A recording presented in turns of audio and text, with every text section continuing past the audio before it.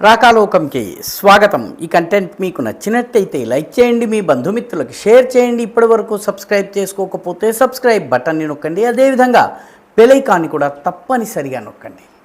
జై హింద్ మిత్రులారా. ఉత్తరప్రదేశ్లోని హాపూడ్ నుంచి దక్షిణ భారతదేశంలోని ఆంధ్రప్రదేశ్లోని కడప దాకా ఒకే కథ సాగుతోంది. దేశం మొత్తం మీద ఏదో ఒక రకంగా మత కల్లోలాలను రెచ్చగొట్టేటటువంటి ప్రయత్నం జరుగుతోంది. మతోన్మాద శక్తులు దీనికోసం పూర్తి ఎత్తున ప్రయత్నం చేస్తున్నాయి. ఎక్కడో మణిపూర్లోనో లేకపోతే లడాఖ్లోనో లేకపోతే అరుణాచల్లోనో అల్లరి చేస్తే వార్తలు పత్రికల్లో వార్తలకైతే ఎక్కుతోంది, కానీ ప్రభావం మాత్రం శూన్యము. దేశ రాజకీయాల మీద దాని ప్రభావం శూన్యం. కాబట్టి మతపరమైనటువంటి ఉద్రిక్తతల్ని పెంచాలన్నటువంటి డీప్ స్టేట్ యోజనలో భాగంగా ఈ దేశంలో అల్లర్లు జరుగుతున్నాయి. ఈ దేశంలో ఉన్నటువంటి ఒక వర్గము అల్లర్లే ఆహారంగా, గొడవలే పానీయంగా, ఉద్రిక్తతలే ఊపిరిగా బ్రతుకుతున్నటువంటి ఒక మతోన్మాద సమాజము ఇందుకు పూర్తిగా డీప్ స్టేట్కి సహకరిస్తోంది. ఇది చాలా దురదృష్టకరమైన విషయం. ఉత్తరప్రదేశ్లోని హాపూడ్లో ఉన్నటువంటి ధౌలానా అనే ఏరియా, ఇది వాస్తవానికి దేహ్రా అనే గ్రామంలో ఉన్నటువంటి ధౌలానా అన్న ఏరియాలో రాణా ప్రతాప్ జయంతి జరుపుకున్నారు. రాణా ప్రతాప్ జయంతికి వ్యతిరేకత ఉండాల్సినటువంటి అవసరం లేదు. ఎందుకంటే రాణా ప్రతాప్ యుద్ధం చేసింది అక్బర్ మీద. అక్బర్ సేనాధిపతి అయినటువంటి మాన్సింగ్ రాణా ప్రతాప్తో నేరుగా తలపడ్డాడు. మాన్సింగ్ రాణా ప్రతాప్కి స్వయంగా సోదరుడు.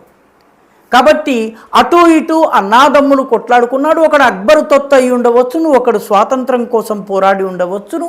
ఇలాంటి పోరాటాన్ని చూసి తమ మతానికో తమ పుస్తకానికో తమ ప్రవక్తకో అవమానంగా భావించేటటువంటి దుస్థితి, దురవస్థ రాకూడదు.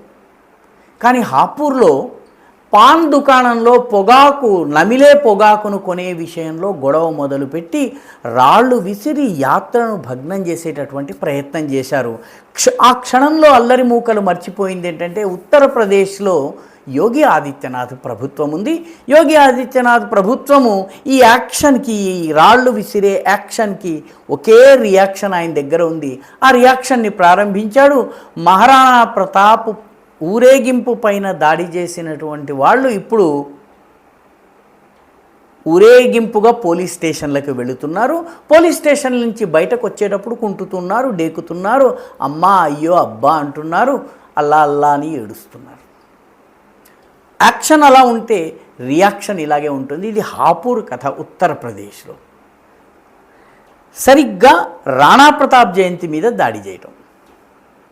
దక్షిణ భారతదేశానికి వస్తే ఇక్కడ టిప్పు సుల్తాన్ మీద ఆంధ్రప్రదేశ్లో ఉన్నటువంటి కుహనా సెక్యులర్ పార్టీలు అయినటువంటి వైఎస్ఆర్ కాంగ్రెస్ అని తెలుగుదేశంలోకి ఇంత ప్రేమ ఎందుకో అర్థమై చావటం లేదు. ఎందుకంటే ఈ రెండు పార్టీలు పోటాపోటీగా టిప్పు సుల్తాన్ అష్టోత్తర శతనామావళి చదివేందుకు పోటీ పడుతున్నాయి. వైఎస్ఆర్ కాంగ్రెస్ పార్టీ అధికారంలో ఉన్నప్పుడు పొద్దుటూరు వంటి పట్టణాల్లో వైఎస్ఆర్ కాంగ్రెస్ ఎమ్మెల్సీ అవేవో ముస్లిం ఓట్లు గంపగుత్తగా పడతాయన్నటువంటి ఒక పేరాశతోటి టిప్పు సుల్తాన్ సర్కిల్ని ఏర్పాటు చేయడానికి ప్రయత్నించారు. అప్పట్లో ఎంతో కొంత వెలుగు ఆయన బుర్రలో వెలిగి ఉంటుంది. పర్యవసానంగా ఆ పనిని ఆపుకున్నారు. అయితే కడపలో ఉన్నటువంటి అప్పుడు వైఎస్ఆర్సీపీ మున్సిపల్ సంస్థ అంతా కూడా వైఎస్ఆర్సీపీ చేతుల్లో ఉంది. వాళ్ళు కడపలో టిప్పు సుల్తాన్ విగ్రహాన్ని ఏర్పాటు చేస్తామని చెప్పి తీర్మానాన్ని పాస్ చేశారు. తీర్మానాన్ని పాస్ చేసింది వైఎస్ఆర్ కాంగ్రెస్ పార్టీ.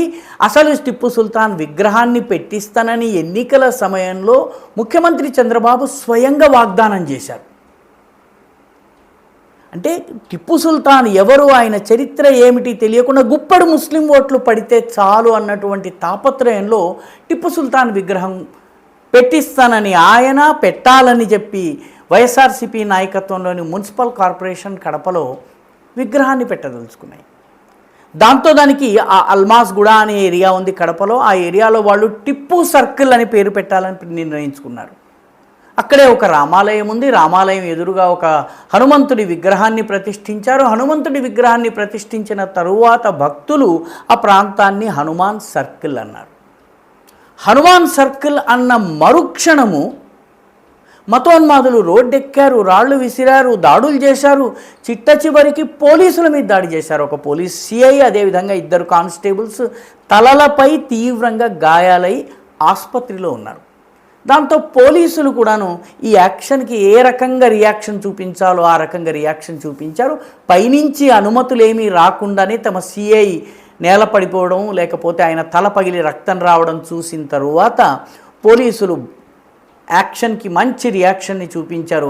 ఆ తరువాత జిల్లా యంత్రాంగం పరిగెత్తుకొచ్చింది. దురదృష్టవశాత్తు జిల్లా యంత్రాంగాలు రాష్ట్రాల్లో ఉన్న ప్రభుత్వానికి పూర్తి అనుకూలుగా వ్యవహరించేటటువంటి ఒక దుష్ట సంప్రదాయం మన దేశంలో ఉంది. దురదృష్టవశాత్తు వాళ్ళు కూడా శాంతి కమిటీ మీటింగ్ అయితే పెట్టారు, కానీ శాంతి కమిటీ మీటింగ్లో సమస్యను పరిష్కరించేందుకు కాదు, గొడవలని ఆపేందుకు మాత్రమే వాళ్ళు ప్రాధాన్యాన్ని ఇచ్చారు. అంటే ఏదో రకంగా గొడవ సమస్య పోతే చాలు, సమస్య పరిష్కారమైనా కాకపోయినా.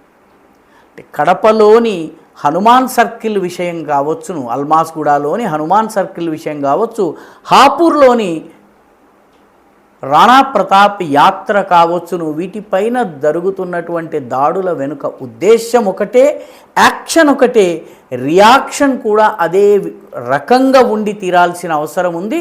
ముస్లిం ఓట్ల కోసము రాజకీయం చేసేటటువంటి పనికిమాలిన సంస్కృతిని కుహనా సెక్యులర్ పార్టీలు వదులుకోవాలి. ఎందుకంటే ముస్లిం ఓట్లను నమ్ముకున్నటువంటి వైఎస్ఆర్ కాంగ్రెస్ పార్టీ గతి ఏమిటి? ముస్లిం ఓట్లను నమ్ముకున్నటువంటి ఏ పార్టీ అయినా కూడాను ముస్లిములు బ్లాక్ ఓటర్స్ అని గనక భావిస్తే హిందువులలో రియాక్షన్ వచ్చినట్టయితే పశ్చిమ బెంగాల్, అస్సాంలో జరుగుతుంది. కాబట్టి ఈ దేశంలో ఉన్నటువంటిది తెలుగుదేశం కావచ్చు, వైఎస్ఆర్సీపీ కావచ్చు, ఈ రెండు కూడాను బెంగాల్, అస్సాంల నుంచి గుణపాఠం నేర్చుకోవాలి. హిందూ ఓటరు మేల్కుంటే ఏం జరుగుతుందో గమనించాలి. గుంటూరులో 3 హిందూ యువకులు హెచ్చరిస్తే మొహమ్మద్ అలీ జిన్నా యొక్క స్మారక మెమోరియల్ స్తంభం ఏదైతే ఉందో, జిన్నా టవర్, దానికి 3 రంగుల జెండా, 3 రంగుల భారతదేశపు త్రివర్ణ పతాకపు రంగులు అద్ది అక్కడ త్రివర్ణ పతాకం ఎగరేసేటటువంటి పద్ధతి వచ్చింది. హిందువులు గనక తలుచుకుంటే హైందవ శంఖారావాన్ని చేసి చూపించారు. రాష్ట్ర ప్రభుత్వం అనాసక్తి ఉన్నప్పటికీ లక్షల సంఖ్యలో హిందువులు ఆంధ్రలో జమకూడగలిగారు. హిందువుల్లో నానాటికి పెరుగుతున్నటువంటి అసంతృప్తిని, కోపాన్ని, ఆవేశాన్ని రాజకీయ పార్టీలు గుర్తించకపోతే పశ్చిమ బెంగాల్లో తృణమూల్ కాంగ్రెస్, అస్సాంలో కాంగ్రెస్ గతే ఈ రాష్ట్రంలో ఉన్నటువంటి తెలుగుదేశం కావచ్చును, వైఎస్ఆర్సీపీ కావచ్చును, మరొక కుహనా సెక్యులర్ పార్టీ కావచ్చు, వాటికి కూడా పడుతుంది. ఈ వీడియో మీకు నచ్చినట్టయితే లైక్ చేయండి, షేర్ చేయండి, ఈ ఛానల్కు సబ్స్క్రైబ్ చేయండి. మీ అభిప్రాయాన్ని కమెంట్ల రూపంలో తప్పనిసరిగా పంపించండి.